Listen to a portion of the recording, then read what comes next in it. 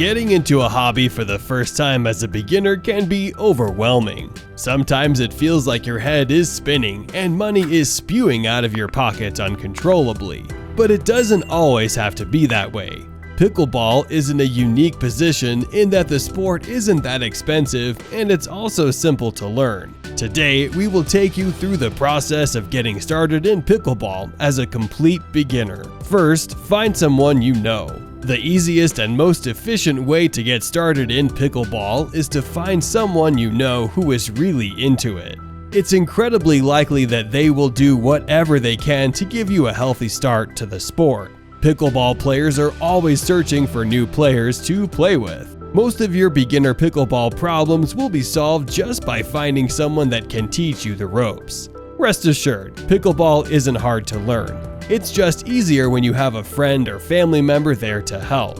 Furthermore, finding someone to play with means that you won't have to buy a paddle right away. They will most likely have one available for you to use. If you can't find someone that you know who plays pickleball, it's not a big deal. We are here for you. The basics of what you'll need. A pickleball paddle. The pickleball paddle is your tool of the trade. It's the primary piece of equipment that you will own throughout your pickleball journey. It's the centerpiece. Pickleball paddles, similar to other sporting equipment, can be made up of different types of materials that do different things. Some manufacturers make paddles with plastic cores, others with aluminum cores. Others cover their paddles with fiberglass while some finish it with graphite. There are currently cheap paddles out there that you can choose from, but selecting a paddle as a beginner is more about what you should avoid, rather than what you should get. Here are some things you should avoid. Number 1. Nomex and aluminum core paddles. Number 2. Elongated or blade paddles. These are the skinny looking paddles. Number 3. Avoid wooden paddles of any kind. Number 4. Paddles that are under 6.5 ounces or over 9 ounces. As long as you avoid these types of paddles, you will be in a solid starting position. Mind your feet. Now that we've covered what to hold in your hands, let's talk about what to have on your feet. What we choose to wear on our feet when we play pickleball is extremely important.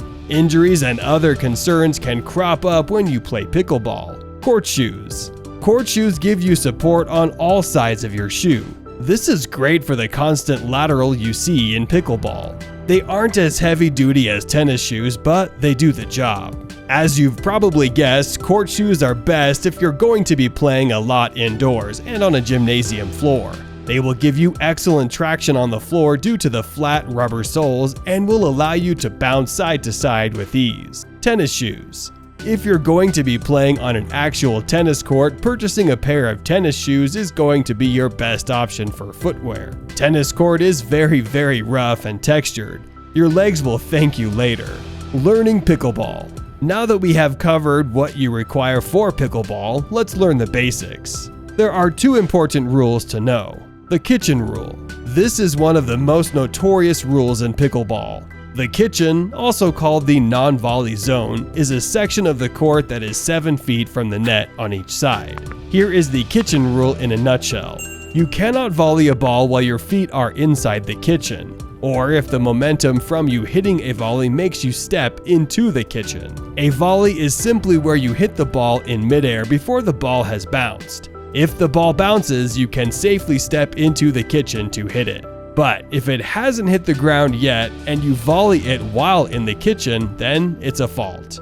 Remember, this is only for volleys. If the ball has already bounced, then you can be in the kitchen as much as you want.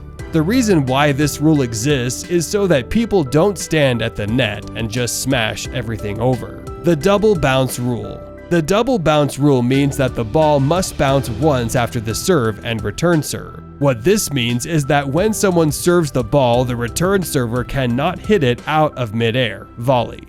Also, when the return server hits it back over to the serving team, they also cannot hit it out of midair. Hence the name double bounce rule.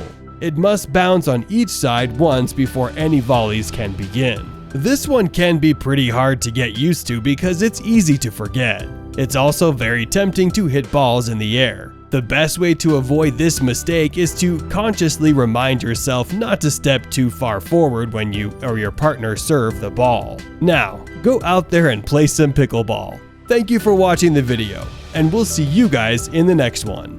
Don't forget to like and subscribe if you enjoyed the video.